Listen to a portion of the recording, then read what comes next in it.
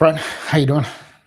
I'm just sitting here wondering why Carlos Santana is going to play for the Diamondbacks. The guitarist? I know, right? Wow. Why in the heck? I mean, he's older than we are. Why in the heck would they be recruiting him to play ball?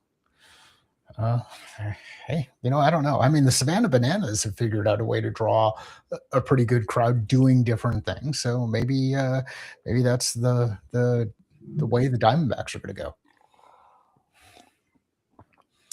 Yeah, they got something going on. Those bananas. They do. I'm hoping Nano Banana is like a sponsor for them or something. I mean, it seems only right. It seems like it would be a good fit. I had to go buy a new set of. I don't know that I had to, but I was getting frustrated with my audio. I was getting a popping noise whenever I go back in and edit the audio, and I don't know where the pop was coming from. It was intermittent, and so meaning it just would happen every once in a while. And so anyway, I picked up some new microphones last night, so we're going to see how well those work. So if anybody notices weird audio on my side, let me know, Craig, and thank you. If anybody, Craig, would can anybody in the audience, Craig, help us out on the audio and tell us if anything's wrong, Craig? And I say it because I appreciate Craig. Like it is, everybody needs a friend like Craig, and I'm very happy to have a friend like Craig. And good morning, Wendy. Hey, Wendy. Look at that. Craig is in I can see Craig both of them this morning. Look at that. All right, what do we got? Why don't we just jump right into the news instead of warming up today? Well, okay then. Let's do that. Good morning, practitioners of the pedagogical arts. It is Wednesday, February 4th, 2026. And the executive producer says hi. He also says I'm being paranoid. I anticipate that was a shot fired at me. So thanks. I talk about how nice it is to have a friend like you, and then you go and you attack me right out of the gate. Thank you. That Gemini.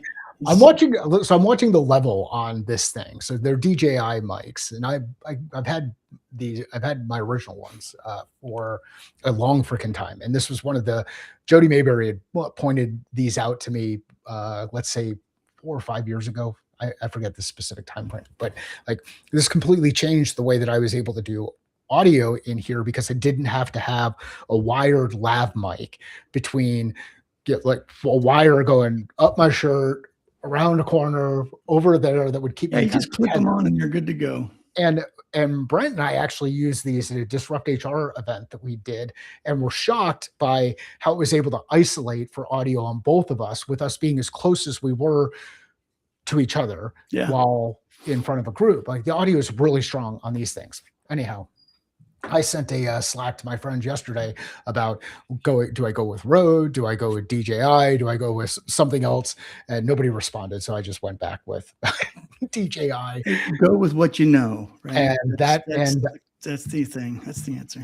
And just right out, I mean, it is insane how much smaller these things are. Like it's amazing the way that the tech has kind of come together.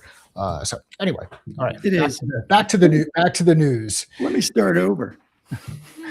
Do I get to listen to the pedagogy joke again? That's What's awesome. that?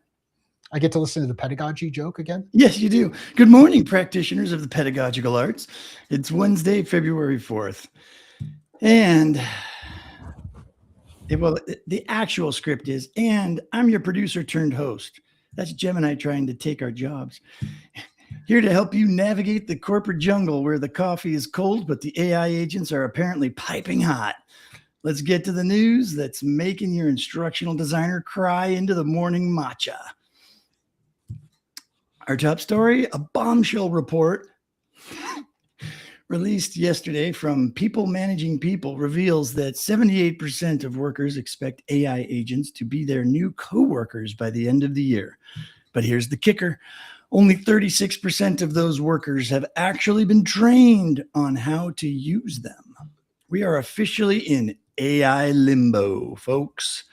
It's that magical place where leadership buys the software, IT installs the software, and L&D is left standing there like a confused parent holding an IKEA manual in Swedish.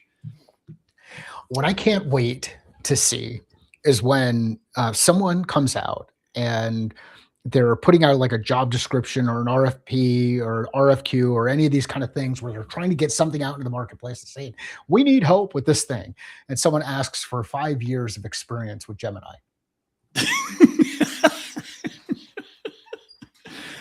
Dude, it's already out there. I can guarantee it. Absolutely guarantee it. L&D, this is your I told you so moment. If adoption is outpacing training, you aren't just a support function anymore. You are the emergency brakes on a runaway tech train. That was the Why It Matters segment. That was awesome. So, I don't know, do those percentages sound real? 78% of workers expect AI agents to be their new coworkers by the end of the year. Only 36% of those workers have actually been trained. It would sound more real if it was like 36.2%. Yes. Usually when you had a dot in there, you have like a decimal point, it just sounds more real. Are you calling bullshit on the People Managing People magazine? I'm calling bullshit. I mean, their report, it's a bombshell report that they've created. I mean, here's the beauty of a lot of this stuff is what's your sample size. So like if I ask my family a question and all three of them answered the question differently, I could say 33% of survey responders. Pick any one of the three and say 33% of people surveyed. So it's one of those things where it's the audio must sound good because Craig is sharing the link to the DJI mic website. So he thinks everybody should buy one.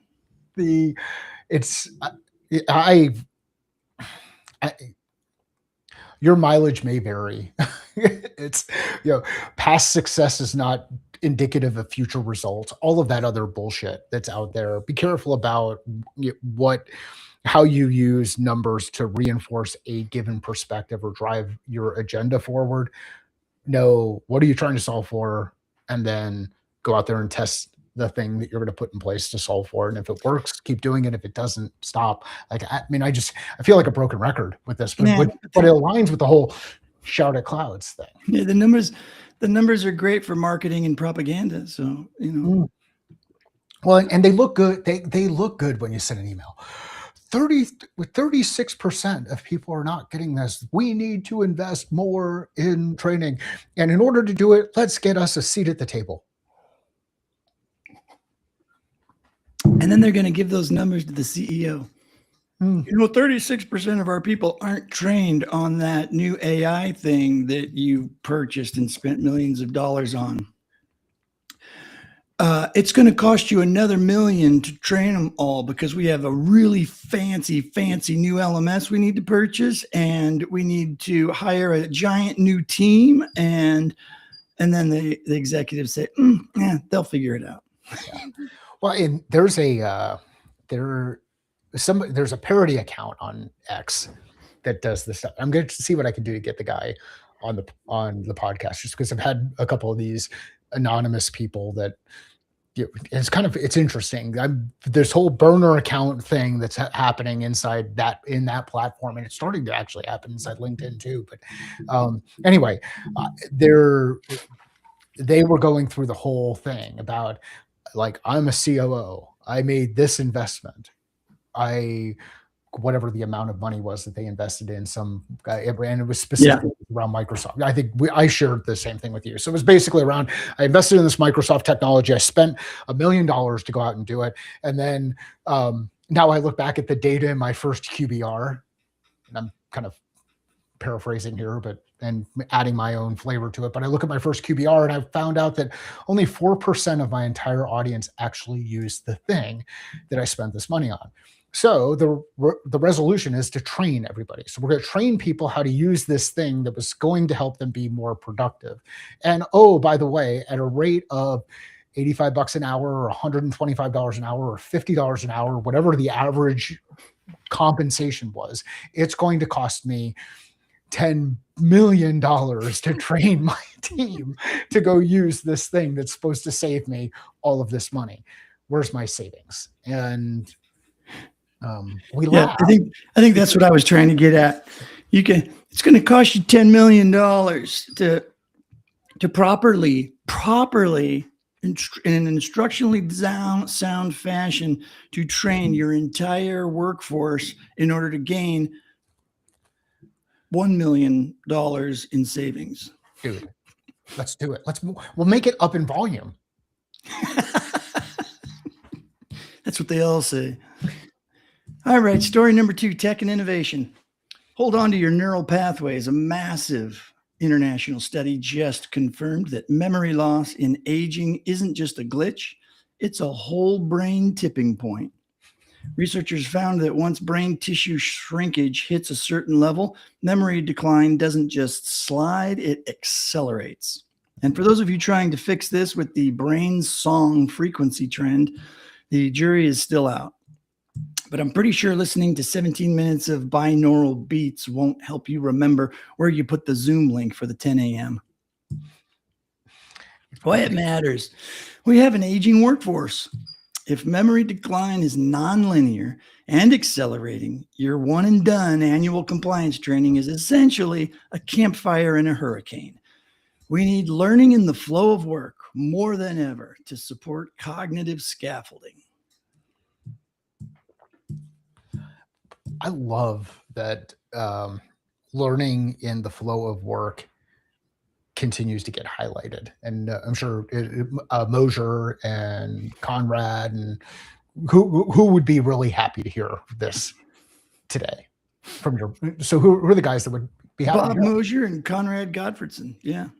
So like learning in the flow of work, and why is learning in the flow of work important? Because you're learning while you're working. Could whistle while we work. Yeah, but no, all right. So I'll just jump to it. But if performance improvement is the objective, where better to perform? Hello. I mean, come on. I mean, Captain Obvious here. I'm going to help you. Just again, Arizona State University education. If we're learning in the flow of work, and if our objective is to perform, we're better to learn. Because if we don't apply the things that we're taking in, then we're going to lose them. Because there's just so many different things that are coming at us. And I avoided making a shrinkage joke about cold climates, but there I am. I was, Jim and I didn't go there, but we did, or I did. You're welcome, people. That's why we live in Arizona. Yeah, one of the many reasons. All right, so well, that was our tech and innovation. Maybe we should have a science section, because that's 2 times it's pulled from Science Daily. So, yeah, interesting. It doesn't actually give an age, though. It doesn't actually say at what age. It just says as you age. I wonder if and how do you listen to the brain song frequency trend or binaural beats? I wondered, given the speed at which our attention span is deteriorating, are we aging faster? Like, think of Inception. Did you ever see Inception? No. I think we talked about this. You haven't seen Inception. Okay, so they're on one planet, and on one planet, and I forget what planet it is. If somebody will come and correct me, or we'll add it in there. But if you know, anyway, they are on a planet, and when they're on this planet, 1 second on the planet is a year back on the spaceship that they were on. Okay, so just time is relative, right? Yeah. So since we're shrinking our attention span, maybe we're actually aging faster. I don't know. Back to the news. Yeah, you're getting way over my head. Oh, you know what I don't have open, and this has nothing to do with the news, but I don't have the Slack open. Please hold for station identification.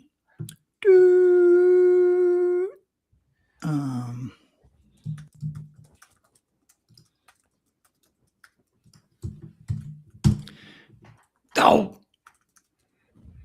I thought it would paste doesn't paste the link. Copy link address.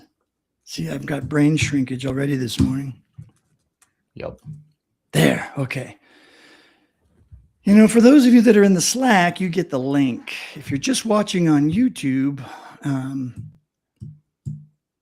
reach out to Mike or Craig or Wendy about how fun it is to be in the Slack channel.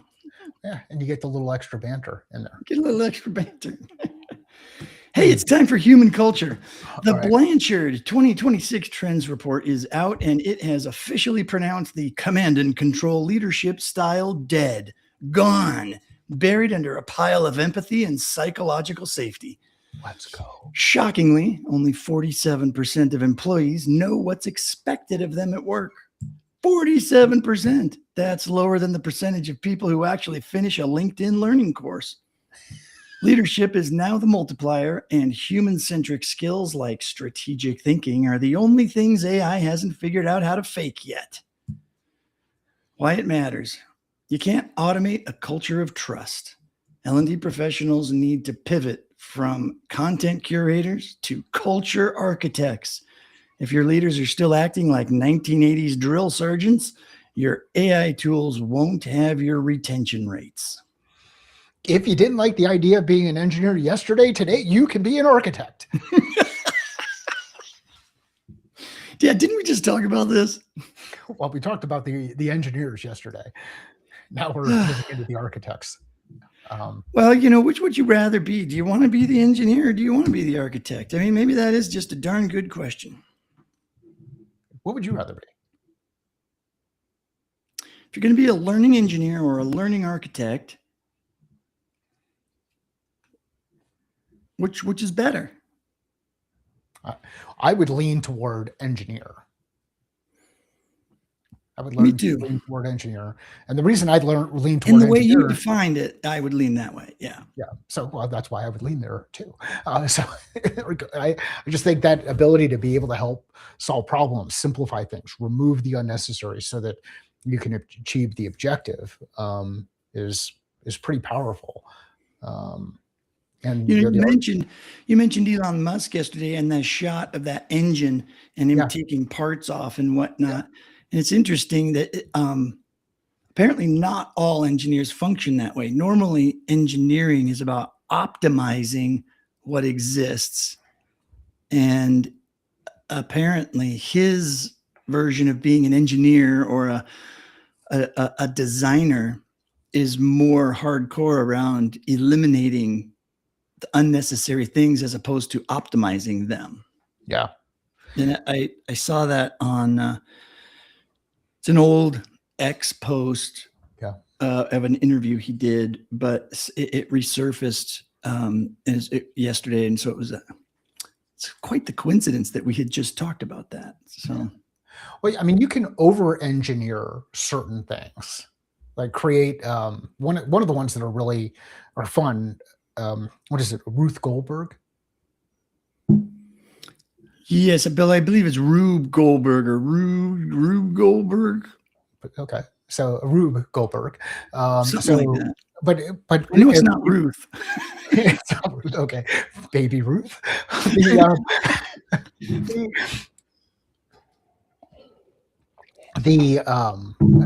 If you've ever played the game Mousetrap or like building a better mousetrap, and you can keep adding new components to it, and that's kind of fun to see that stuff work.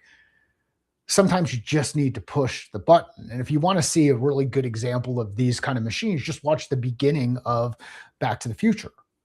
You're in Doc Brown's house and we go through the process of feeding Einstein and how all of those components you see, these machines come together.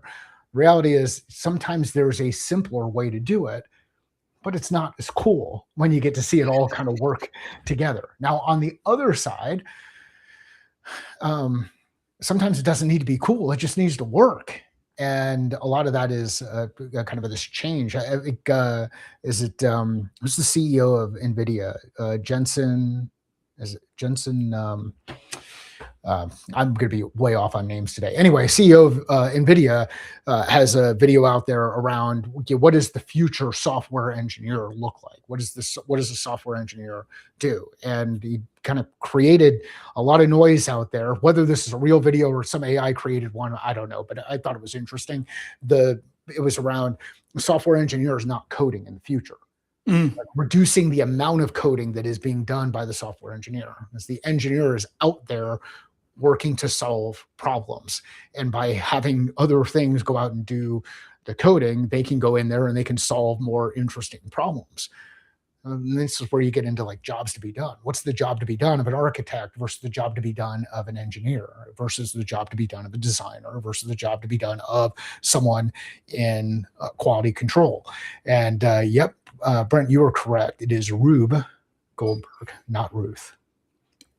There you have it. And Wendy mentions she's a mix of all. She's an engineer, architect, governance, builder to make sure it all works right across the ecosystem, and a fixer troubleshooter. And I believe in L&D, that's the way it's kind of always been. You kind of have to be everything these days. I guess you didn't have to. And I guess it depends on how big your organization is. If you've got if you're working for a Fortune 100, there's probably a huge team. If you're, working for anything much smaller than that, you're wearing many hats. I'm certain of it. Well, and as you have experience, then you get to the point where you can start MacGyvering shit together, right? What's that? You get to MacGyver stuff together. Oh, yeah. Remember MacGyver, right? Oh, yeah. So sometimes all you need is a paper clip, a little piece of gum, and a couple of tacks and duct tape, and you can make it work. If, however, you are classically trained from one of those higher institutes of higher learning, and everything has to be absolutely practically perfect in order to be able to get out of the escape room that you're working on, you might be fucked.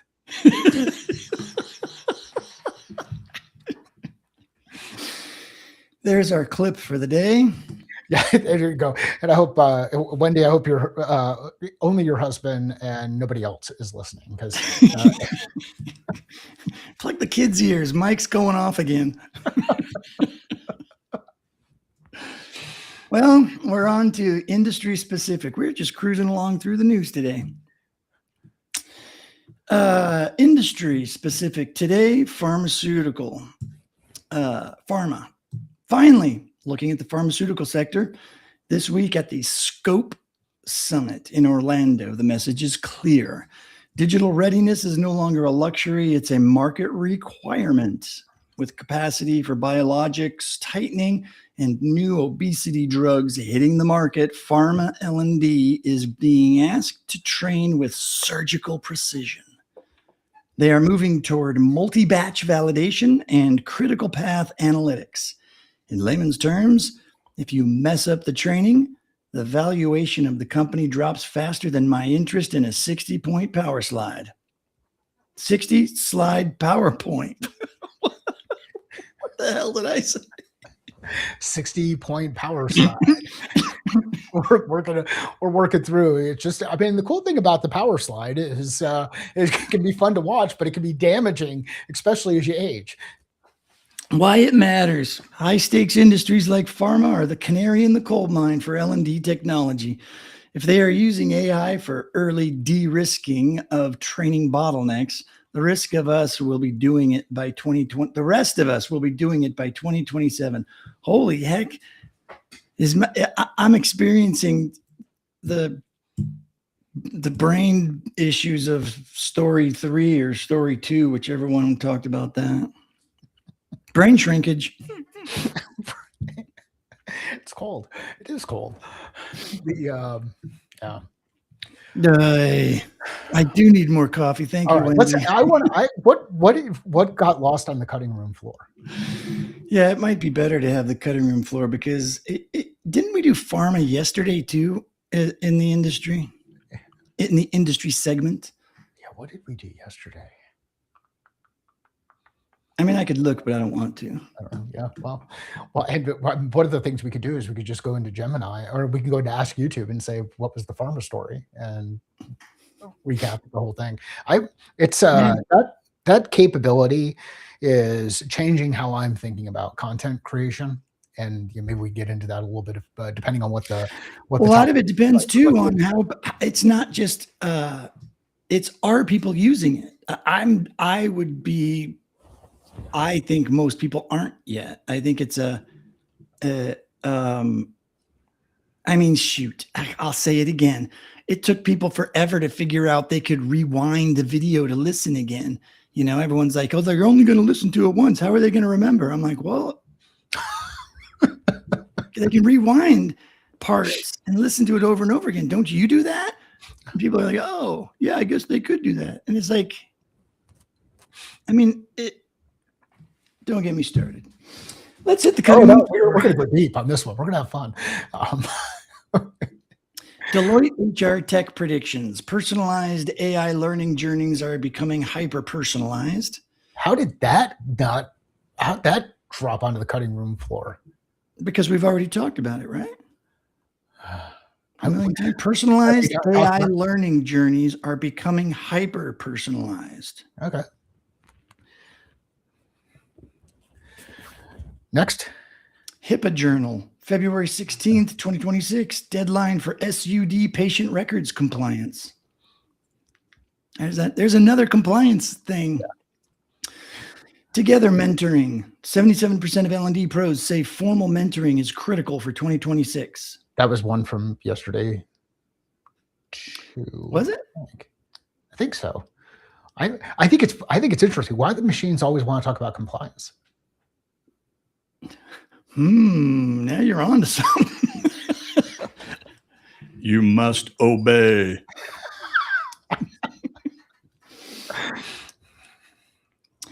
Deloitte Manufacturing, 80% of execs investing 20% of budgets into smart manufacturing. We could talk about that. I still have an extreme interest in the whole industry 4.0 and the whole advanced. I don't think manufacturing has reached the level of optimization that it could. I still see lots of available opportunities. Let's just put it that way. I like Craig's No, but Deloitte apparently has figured out how to master, instead of SEO, the AI EO, or whatever they call it, when you try to figure out how to get your content to be read by all of the AI things, because they show up quite a bit. So anyways, Intellum blog, digital fluency in quotes is now a requirement for non-technical roles. Compliance week. Oh, shocking. We've got more compliance. 83% of compliance teams use AI, but only 25% have governance. ADP is another one. They show up quite a bit too. Yep. 2020 ADP 2026 trends. We did talk about that yesterday. Pay transparency requirements expanding across the EU and US. JD Supra, NLRB and EEOC priority shifts under the second Trump administration. I might as well have just been reading Japanese. Did you understand any of that? No, I'm watching some of the chat stuff. Like the news is boring today, and I'm distracted. So, I think you're just experiencing shrinkage. I am absolutely experiencing shrinkage. So let's talk about that industry 4.0 or 4.0?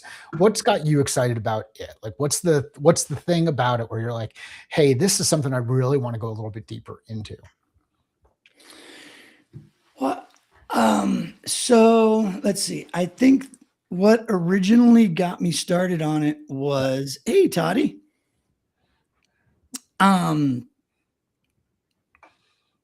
We should send Toddy an invite to the Slack. Sorry, as an aside.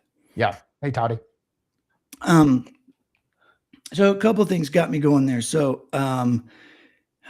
simulations, and I believe manufacturing is the best place for us to apply virtual 3D simulations, and the ROI is the biggest there, and yet not that many manufacturing companies are doing it, are taking advantage of it.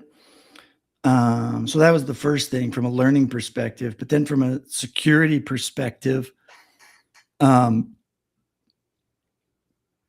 saw that as a big opportunity again when most IT departments were handling security for the white collar workers, and not all of the new tech being installed and added to all of the new automated machines and all the computers that were running all of the machines. Companies are relying on those third-party vendors that sold them that multi-million-dollar line of machines, and just put it in the contracts, and you guys keep us safe and keep us secure and whatnot. And when I was way deep into that whole cybersecurity stuff, people were falling short like crazy, and an easy entry point for hackers was through really, really weak download installs, easy hacks, bad passwords, all that kind of stuff. Get into the equipment, automation, and then that gets you into the rest of the business. It was much easier to get into that stuff than it was all of the new hardened systems. So that became a thing.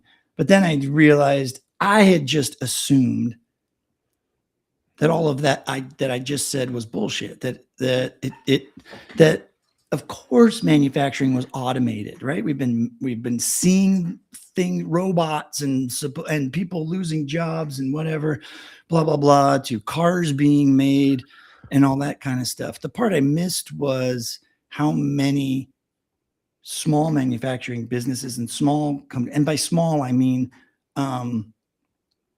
2 or 3 buildings in one state manufacturing a few specific types of things for other industries, right? That whole supply chain. There's small manufacturers of things. They send their parts to bigger manufacturers of things. Those parts get then put into another big thing, and then the big final product gets built based on all the stuff from all those things. The only thing the news covers is the great big manufacturer that builds the one big thing, and you never really hear about all of the other little manufacturers that are still building perfectly precise little metal marbles, and that's all they do. Their whole entire job is to build the most perfectly spherical little marble because it sits in some sort of fancy machine in a multi-million-dollar nuclear sub or something like that, and it's got a critical job, that kind of thing. And it's like, oh, that exists? You do that? That's a business. So anyways, that's been my life for the last few years. Yeah. So you think about it this way. Let's just say that you're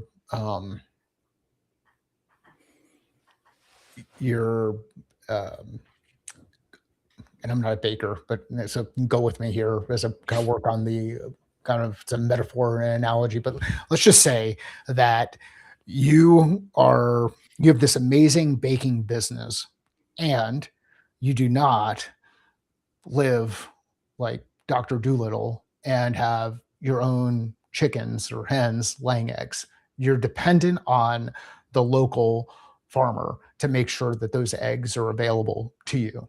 And then at some point in time, while you're just going through and doing everything and your volume is going and everything is growing, farmer gets sick, and or the hens get sick, or coyotes come into the area, whatever the thing is, but something happens where it disrupts the supply chain.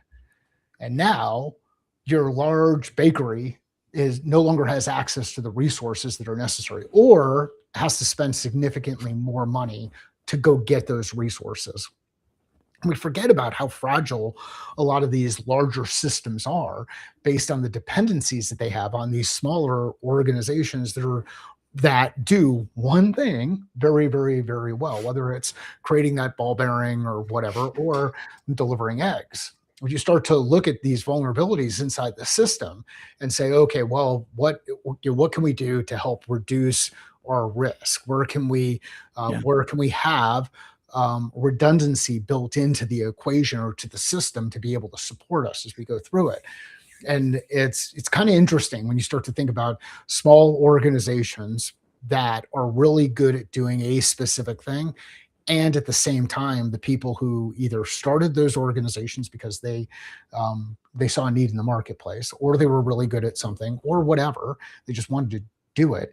How many of the people who are running those businesses are getting older, and how many of their kids are getting older, and how many of their kids are getting older, and not to the point where they really want to operate the business? Because you know what, quite frankly, I'm not really interested in the minute tolerances of what happens inside this individual ball bearing and what can ultimately happen downstream. And that to me is one of the most, I think, super interesting parts about systems thinking and supply chain, and where things are potentially going with this whole industry 4.0 data simulation, digital twin type things, where you can start to figure out, what can I build out now in the future based on modeling that I can do now? What can I build in the future to help reduce my risk going forward? And I don't know. I think there's some interesting people who are thinking about that kind of stuff. And then the next layer are, what about the people? And we've talked with some of these folks, Deep Howe as an example, inside this space, where they're looking at and they're saying, look, I've got employees who are inside the business who are doing some things, because there's still going to be humans doing some things inside some of those operations, depending on the type of operation. How do I help with knowledge transfer? How do I help them get the information that they need in order to be able to do the work that they're doing? Because somebody still needs to crank the handle or push the button or move the thing from one place to another. So all of this rumor of all jobs going away and AI taking over everything and whatnot. Things are going to continue to shift. The question is, how are they going to shift, and how are they actually going to make us better at doing what we're doing from a human perspective? I know we hit on digital twins, industry 4.0, supply chain challenges, all of those pieces, but it's there's a lot of stuff in the background that makes that thing that you like using work. Well, I think it helps. For me, it was eye-opening, and it gave me a new perspective on a lot of these conversations that we have when people say everybody's losing their jobs because Amazon, this gigantic corporation, is laying off 20-30% of its workforce and all that kind of stuff. And then, and okay, yeah. And yes, like all of the stuff that you're seeing is true, but when it's easy to freak out about it and be really negative until you start seeing all of the, I guess it would be upstream stuff. Like you were saying, like the guy that lays the eggs, that has the chickens that lay the eggs, and you deliver it to the person that bakes the cake. And the person that bakes the cakes takes all their cakes to the store that sells the cakes. And, all down the line, downstream, upstream, whatever.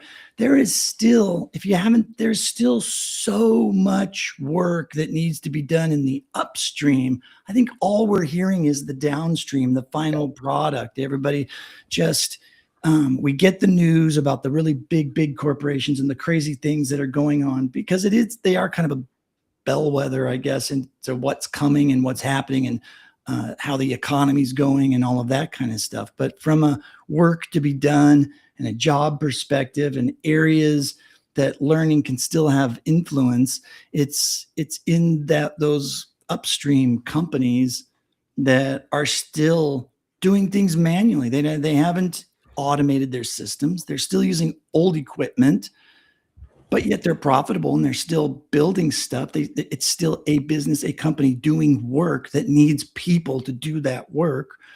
And as they grow, they might go to that kind of stuff. But those people, so this is where you get into, people either aging out of those companies and retiring or just leaving and going to one of the bigger companies. But all that knowledge goes with them. And then people freak out. And this is where Deep How comes in. It's like, hey, let's capture all of that institutional knowledge or that IP from that individual that knows how to work that machine, build that one ball bearing, and not let it walk out the door. Yeah. So There's go ahead. Toddy, I think Toddy, because I think she's shown up as a LinkedIn user for me, at least on my side, or at least what I'm seeing in the feed. But it's their jobs are, gets into this piece around jobs are not going to disappear if there's an audit involved or the tasks are different and finite in almost every scenario, which describes a lot of work. One of the things that you can do, and I'm just going to turn around to this small little corner, this small little corner of the whiteboard, KPI, key performance indicator. If you know the KPIs that you're responsible for in the business that help indicate whether or not you're performing at the level that's expected, above the level that's expected, or below the level of expected, if you know what those numbers are, and everybody should have at least one KPI. Many of you have many KPIs, unfortunately, and it just confuses the shit. I don't know, actually I dropped an F-bomb earlier, so it confuses the fuck out of everybody, right? So let's simplify. Let's have a single KPI. And from a value creation perspective, how does your performance with that KPI provide value to the next person in the chain? So is your KPI a leading indicator toward some kind of future result? And is your KPI a lagging indicator relative to something that happened before you? And if you know those things, if you know lag, lead, and the one in the middle is converting, now I know I'm blowing everybody's mind. We've got 3 KPIs. You said 1. Well, okay, let's first do the 1. And then once we understand that, then let's look at some of the other ones around us where we connect. If I know the leading indicator, the lagging indicator, and the converting indicator, then I can start to figure out where can I add more value to the equation as we're going through it. And if I'm continuing to contribute value, add value, and value is in the eye of the beholder. It's not you. You don't determine value. The person on the other end does. If you're able to add value, now what ends up happening is you can create space to really grow and do some super interesting things as things move forward. So know what your KPI is, one number.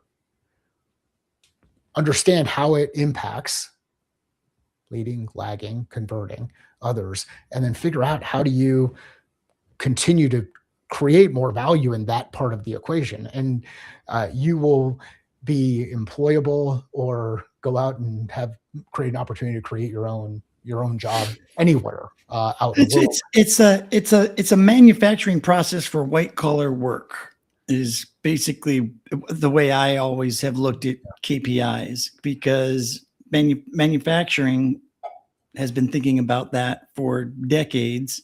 The office workers never really have until just recently. Within the last 40 years, maybe.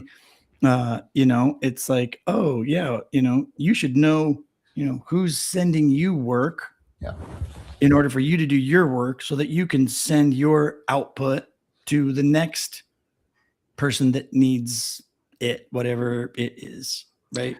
And so, answer this question. Who do you serve? Who's your customer? Yeah. Who are you, the customer of? Who serves you? Like all of those kind of things. Like those are super simple questions you can ask. And to Toddy's point here, I think it depends on whether the KPI is tied to reliably repeatable process. If your process is not repeatable, it is not a process. Well, excuse me, it's not a good process. Like the process should, in all of these instances, we want them to be repeatable. And a lot of times people just go through the day repeating that same process over and over and over again, looking for different results. And they don't go back through and say, hey, maybe what do I need to do to adjust the process? And there's a process for everything. You follow a process when you go pick up those eggs at the grocery store. You grab your keys, unless you leave them in the car. You open the door to the vehicle so that you can get in, unless you ride a motorcycle. But you turn the ignition on, unless you have a button you push to have the ignition go on. But things like there's a process to everything that you go through. Some of those processes are by design, and some of them just happen organically. And if you want to get into really deep detail on this, check out a book that Brent had recommended to me early on, which is The Design of Everyday Things. I'll get off my soapbox. No, it's a good soapbox. I was getting distracted by Craig's new songs that he put into the chat. I'm going to have to listen to those. The one that's in the chat that's really good right now, and Wendy just added it in the Slack channel. And Toddy, we got to get you into the Slack channel so you can see some of the stuff that's happening in the background. The KPI that changes every year. Oh, like as a leader, if the KPIs are changing every year, you do not have a handle on the steering wheel of your organization. That's it. Yeah. So here you go. Quick thing. Remember those little things, Brent, the kids ever have? I remember I had when I was a little kid, like those little paper things where you'd have to like open them up and turn them. And yeah. Kind of get to an answer. Yeah. If here's a super simple question. Are my KPIs, the definition, the what, not the actual numbers, but the what, is it the same this year as it was last year? If yes, okay, good. If no, why? If because you didn't achieve the results last year and you realize there's a new KPI that we need to track in order to help demonstrate our ability to achieve results, then maybe good, let's test. But if you're changing your KPIs every year, you've got a problem.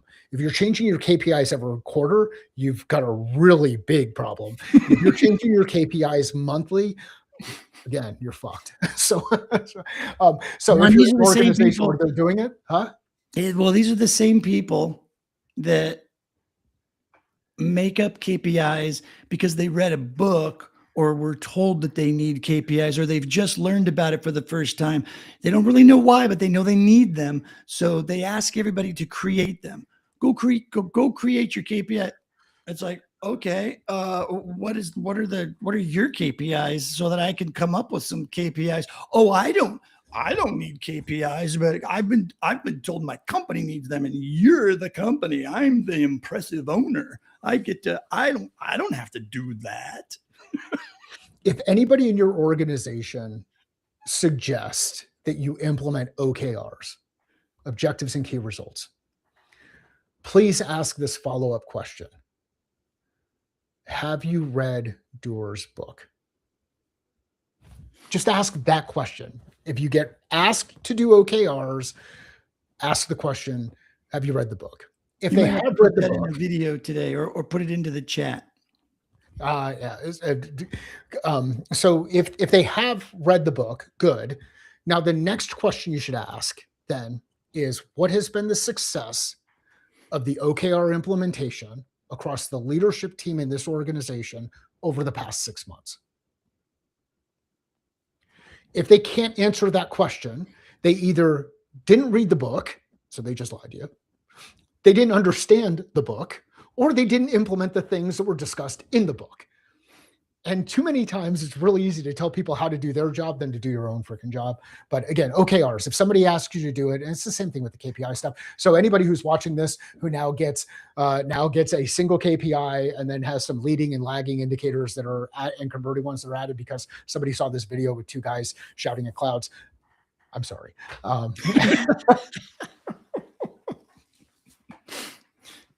Yeah, so I think to Mike's point and answering Wendy's, she says some of her KPIs are changing because of AI advancements, but that's exactly what Mike's saying, is that there's a reason for it, right? Ask the reason, why are the KPIs, and if there's a legit reason that, why there's a new target or a new thing that needs to be done, then of course there's going to be some KPIs attached to it, because that's how you measure whether or not it's done. I mean, we do it in instructional design, right? Or at least we should. What's our goal? What are we going to measure? How are we going to know that this thing that we just did what we wanted it to do? That's it. The feedback loop, right? Like, what do we expect? What do we anticipate is going to happen? Then did it happen or did it not happen? If it did happen, maybe that's good. Maybe good things are good. Let's see if we can create a trend where it happens over and over again. If it didn't happen, why didn't it happen? Did it happen because we just didn't do the work? Did it happen because we didn't train people properly and they didn't know how to do the work? Is it because the work didn't actually work for us? Like, all of these, if you ask better questions, you will get better answers. If you keep pushing shit upon people, you're gonna get a nice collected pile. There you go. And I anticipate massive success of our challenge, AI challenge, coming up on the 18th that we're going to do for folks. And I'm not even sure what our measurements are. Do we have KPIs for how we're going to make this thing work? The big KPI number one: do we hit go at 10 o'clock in the morning on the 18th? If yes, then hey, successful. We actually did something we said we were going to do, and we there we go. That's our KPI. Did we hit go live? Did we do it? Did we do it or did we not? The next one, at least for me, is, do we get 4 participants? Because that's what we said. We wanted to have 3 or 4. I'm thinking. Well, let's say 4. So we want 4 people to bring their, and we say participants. That's not everybody listening and engaging, because we're expecting that's going to happen in the background too. But do we have 4 people who are like, you know what?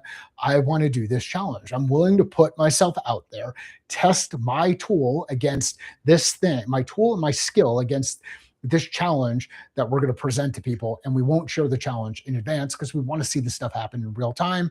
And if we make it to the end of the 90-minute period and nobody dies, it was a success. And the AI doesn't take over the webinar. Like, if the executive producer jumps in and says, "I'll take it from here, you guys are are good. Go get some coffee. We're good."